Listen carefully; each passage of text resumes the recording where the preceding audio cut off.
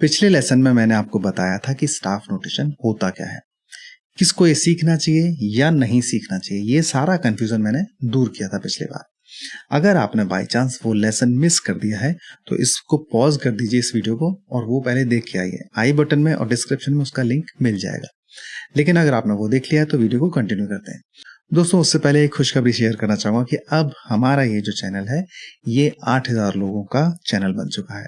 मतलब कि अब ये जो हमारी YouTube फैमिली है ये 8000 लोगों की हो चुकी है। हालांकि 8000 सब्सक्राइबर का ये जो आंकड़ा है ये कोई बहुत बड़ा नहीं है कहने के लिए, लेकिन मुझे ऐसा लगता है कि हर सक्सेस, हर स्टेप बहुत इंपॉर्टेंट होता है और उसी के हिसाब से बोलूं तो मुझे बहुत खुशी है और उम्मीद करता हूं आप लोगों को भी बहुत खुशी होगी। इस वाले वीडियो पे आप लोगों ने 2 लाख से ज्यादा व्यूज मुझे दे दिए हैं। आप लोगों का बहुत बहुत धन्यवाद, बहुत बहुत आभार। मुझे उम्मीद है कि 2 लाख लोगों को बहुत कुछ सीखने को मिला होगा। चलिए आज का वीडियो कंटिन्यू करते हैं। आज मैं आपको बहुत ही सरल और आसान शब्दों में बताऊंगा कि स्टाफ नोटेशन को कैसे रीड किया जाता है, कैसे लिखा जाता है या कैसे समझा जाता है। तो चलिए बिना कोई समय गवाए वीडियो को शुरू करते हैं। Here we go।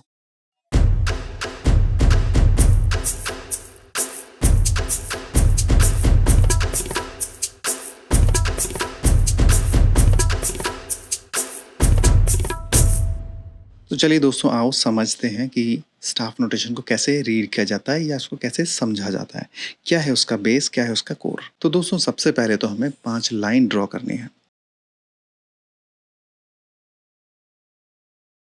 ठीक है, तो हमारे पास हो गई 5 लाइन। क्योंकि 5 लाइन ड्रॉ हो चुकी हैं तो हमारे पास 4 स्पेस अपने आप आ गए। मतलब कि लाइन है तो साथ में खाली जगह भी है उसके। हम इन दोनों चीजों को काउंट करते हैं, लेकिन इसको काउंट करने का तरीका है डाउन टू अप, क्योंकि ये ग्राफिकली डिजाइन है। जैसे ग्राफ में होता है ना कि सेल्स अगर ऊपर गई तो ग्राफ ऊपर जाएगा, सेल्स नीचे गई तो ग्राफ नीचे की तरफ आ जाएगा। इसमें क्या है, पिच ऊपर की तरफ जाएंगी तो ऊपर की तरफ नोट ड्रॉ होगा, पिच अगर नीचे की तरफ होगी तो नोट नीचे की तरफ ड्रॉ किया जाएगा। देखते ही आपको समझ में आ जाए कि हाई पिच कब जा रही है और लो पिच कब जा रही है, तो वो देखती समझ में आ जाए, तो इसलिए इसको विजुअली डिजाइन किया गया है। तो ये ग्राफ बेस्ड डिजाइन है और इसीलिए इसमें ये जो काउंटिंग है ये डाउन टू अप है। इसमें सबसे पहली लाइन है ये बॉटम वाली 1, फिर 2, फिर 3, फिर 4 और फिर 5। तो इस तरह से काउंट होगा। ऐसे स्पेस में भी काउंट होगा 1, 2, 3, 4। तो 5 लाइन और 4 स्पेस हमारे पास इस तरह से आ जाती है। इनको एक्चुअली एक एक नाम दे दिया जाएगा। जैसे हमारे यहाँ 7 सुर हैं, सारे गामा पाधा निसा। ऐसे ही वेस्टर्न में भी 7 सुर हैं, लेकिन क्योंकि हिंदी में सारे गामा पाधा निसा और उनको हिंदी नहीं आती है तो वो लोग उसको अल्फाबेटिकली चलते हैं। मतलब कि ABCDEFG और जी के बाद वापस ए आ जाएगा, तो वही साइकिल चलता रहता है। सो दोस्तों, इसके बाद जो दूसरी चीज है कि हमें इसका करना क्या है वो बताता हूँ। दोस्तों, इसके बाद एक और इम्पोर्टेंट चीज है, वो है क्लैफ, जिस पे बेस्ड होंगे इनके नाम। अगर क्लैफ चेंज हो जाएगा तो इनके नाम भी चेंज हो जाएंगे। फिलहाल के लिए हम एक ऐसा क्लैफ लेते हैं जो बहुत ही कॉमनली यूज होता है, जिसमें कह सकते हैं कि जितना जो मेलोडिक म्यूजिक है, मतलब कि जो मेन ट्यून है वो लिखी जाती है उसमें। मतलब कि सिंगर हो, चाहे वो कोई फ्लूट हो, चाहे वायलिन हो, पियानो का राइट हैंड हो, ये सारा कुछ म्यूजिक इसके अंदर लिखा जाता है और इसको बोलते हैं हम लोग जी क्लैफ, या इसको ट्रेबल क्लैफ भी बोलते हैं। इसकी शेप कुछ इस तरह से होती है और आपने इसको काफी ज्यादा देखा होगा। जब भी म्यूजिक की बात होगी या म्यूजिक के सिंबल्स, म्यूजिक की डिजाइन कहीं होती होगी तो ये सिंबल जरूर आता है। तो इसको बोलते हैं जी क्लैफ या ट्रेबल क्लैफ। तो इसका टाइप है क्लैफ और इसका नाम है जी क्लैफ या ट्रेबल क्लैफ। इसके बाद अगर ये क्लैफ आ जाता है तो इन सब के नाम कुछ इस प्रकार से हो जाते हैं। इस लाइन का नाम हो गया ई, इसके बाद जी, बी, डी और एफ। इसके बाद ये जो स्पेसेस हैं इनके नाम हो जाते हैं FACE। बेसिकली हमें इन लाइंस के नाम और इन स्पेसेस के नाम को याद करना है, कंठस्थ करना है, क्योंकि इनका यूज बार बार होने वाला है। सब कुछ इसी पे बेस्ड होने वाला है। उससे पहले एक चीज और कनेक्ट कराता हूँ कि मान लीजिए अगर आप वेस्टर्न नोटेशन से कंफर्टेबल नहीं है, आप कंफर्टेबल हैं सारे गामा पा से, तो आपको एक चीज समझ लेनी है कि सब ने ABCD तो सीखी ही है। ABCD एक घड़ी की तरह मान लीजिए, ABCDEF और ये हो गया G। तो ए के बाद वापस घूम के G आ जाएगा। वेस्टर्न में बेसिकली जो C है ये है हमारा सा। तो अगर आप कंफर्टेबल नहीं है, आप इंडियन म्यूजिक के जो अल्फाबेट्स हैं, जो सुर हैं, उनसे कंफर्टेबल है, तो आप C की जगह सा लिख लीजिएगा, D की जगह रे, E की जगह गा, ऐसी F की जगह म, G की जगह प, A की जगह ध और B की जगह नी। ठीक है, तो इस तरह से आप इसको लिख लीजिएगा। तो आप बजाय ई लिखने के आप इसको यहाँ पे लिखेंगे गा, मतलब कि आपके लिए लाइंस के नाम हो जाएंगे गा, प, नी, रे, मा, और स्पेस के नाम हो जाएंगे आपके लिए म, ध, सा, गा। तो आप चाहें तो इसको इस वे में भी याद कर सकते हैं, लेकिन ज़्यादातर लोगों के लिए मैं वेस्टर्न नोटेशन बताऊंगा। लेकिन अगर आप कंफर्टेबल है ABCD के हिसाब से तो आप उसको ही कंटिन्यू कर लीजिए। फिलहाल के लिए जितना भी एक्स्ट्रा लिखा हुआ वो सब मैं इरेज कर देता हूँ। जैसा कि मैंने आपको पहले ही बताया था कि इन लाइंस के नाम और स्पेस के नाम को हमें कंठस्थ करना है, याद रखना है। इसको याद रखने का एक बहुत कॉमन तरीका है, वो है E for every, G for green, B for bus, D for drives, F for fast, मतलब कि every green bus drives fast, या eat good bread dear father, या फिर every good boy does fine. किसी भी वे में आप अपना नया भी कुछ बना सकते हैं इसका राइमिक, और उस तरीके से याद कर सकते हैं। स्पेस के नाम बहुत ही सिंपल है, FACE, मतलब कि फेस, फेस की स्पेलिंग है तो फेस इन स्पेस, आप इस तरह से याद कर सकते हैं। और जो दूसरा तरीका है उसमें क्या है कि हमें सिर्फ एक नाम याद रखना है, मतलब कि मैंने फर्स्ट वाली लाइन का नाम याद रख लेता हूँ। हालांकि आप किसी भी लाइन का नाम याद रख के इसको कंटिन्यू कर सकते हैं। तो फर्स्ट का नाम है E, मैंने ये मेमोराइज कर लिया।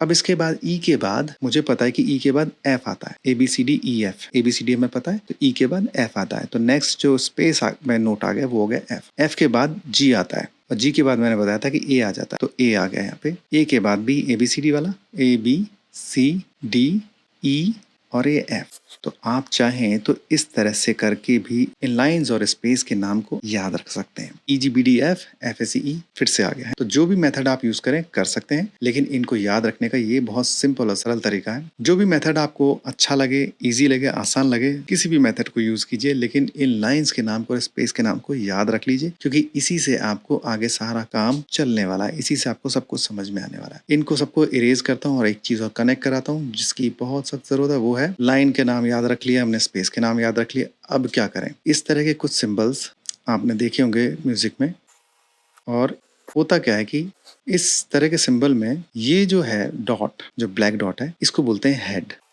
ये जो लाइन है ये है स्टेम, ठीक है। तो हेड जहां पे भी प्लेस्ड होगा, जिस भी लाइन पे या जिस भी स्पेस में, उस स्पेस का है, उस लाइन का जो भी नाम होगा वो उस नोट का नाम हो जाएगा, उस स्वर का नाम हो जाएगा, उस सुर का नाम हो जाएगा। अगर मैंने एक ये नोट यहाँ पे प्लेस कर दिया तो इस जगह का नाम है, स्पेस का नाम है सी, तो इस नोट का नाम हो जाएगा सी। तो मुझे कीबोर्ड पे, हारमोनियम पे, गिटार पे, या जो भी मैं इंस्ट्रूमेंट प्ले कर रहा हूँ उस पर मुझे सी प्ले करना है, जहां पे भी सी आता है। अगर ये नोट प्लेस्ड है किसी लाइन पे तो उसका हेड हमें देखना है कि हेड प्लेस्ड कहाँ पे है। तो हेड अगर लाइन पे प्लेस्ड है, प्लेस का मतलब है कि उसके बीच में से लाइन जा रही है, स्पेस का मतलब है कि उसके ऊपर भी लाइन है, उसके नीचे भी लाइन है, इसके बीच में से लाइन जा रही है, तो ये हो गया डी वाली लाइन, है ना। तो इस नोट का नाम भी, या इस स्वर का नाम, या स्वर का नाम भी डी हो गया, ठीक है। अगर मैंने इसको यहाँ प्लेस कर दिया, अच्छा इसकी जो स्टेम है ये ऊपर हो या नीचे, इसका नाम नहीं बदलेगा, इसका नाम वही रहेगा जहां पे हेड प्लेस्ड है। तो हेड अगर यहाँ पे प्लेस्ड है तो इसका नाम है ई, तो इस नोट का नाम ई हो जाएगा, इस स्वर का नाम ई हो जाएगा। तो इस तरह से हम इसको रीड करते हैं। ये इसका बहुत ही बेसिक लेयर है समझने के लिए कि इसको क्या कॉन्सेप्ट क्या है इसका। अगले लेसन में मैं इसका लेवल अप करूंगा और इसमें कुछ और चीजें बताऊंगा आपको। सीखना चाहते हैं तो बने रहिए मेरे इस चैनल के साथ, और अगर आपको लगता है कि आप किसी और को भी ये शेयर करना चाहते हैं तो जरूर शेयर कर दीजिएगा। आज का एक रिकैप कर देता हूं मैं। लाइंस के नाम किस तरह से काउंट की जाती हैं, स्पेस किस तरह से काउंट किया जाता है, कितनी लाइन है, कितने स्पेस हैं, ये सिंबल का नाम क्या है, इस सिंबल का टाइप क्या है, इन लाइंस के नाम क्या है, स्पेस के नाम क्या है, इनको किस तरह से रीड करते हैं, किस तरह से मेमोराइज करना है, वो सारे तरीके मैंने आपको बताए हैं। तो आज के चैप्टर में इतना ही। तो आज हमने कॉन्सेप्ट समझा एक तरह से इसका। अगले चैप्टर में आपको और चीजें बताऊंगा और इसकी लेयरिंग ऐड करते जाएंगे, इसका लेवल अप करते जाएंगे। दोस्तों उम्मीद करता हूँ कि स्टाफ नोटेशन को कैसे रीड किया जाता है, कैसे राइट किया जाता है, कैसे समझा जाता है, वो आपको इस वीडियो से काफी हद तक समझ में आया होगा। हालांकि ये बहुत ही बेसिक लेयर है और इसकी भी आपको प्रैक्टिस करनी पड़ेगी ताकि आप इसमें और निपुण हो पाए, ताकि आप इसमें और फाइन हो जाए, बेटर हो जाए। नेक्स्ट चैप्टर में इसी का लेवल अप करेंगे। मिलते हैं नेक्स्ट वीडियो में, तब तक के लिए नमस्कार। लाइक करना, सब्सक्राइब करना, वो सब आपकी मर्जी है। मिलते हैं नेक्स्ट वीडियो में। नमस्कार।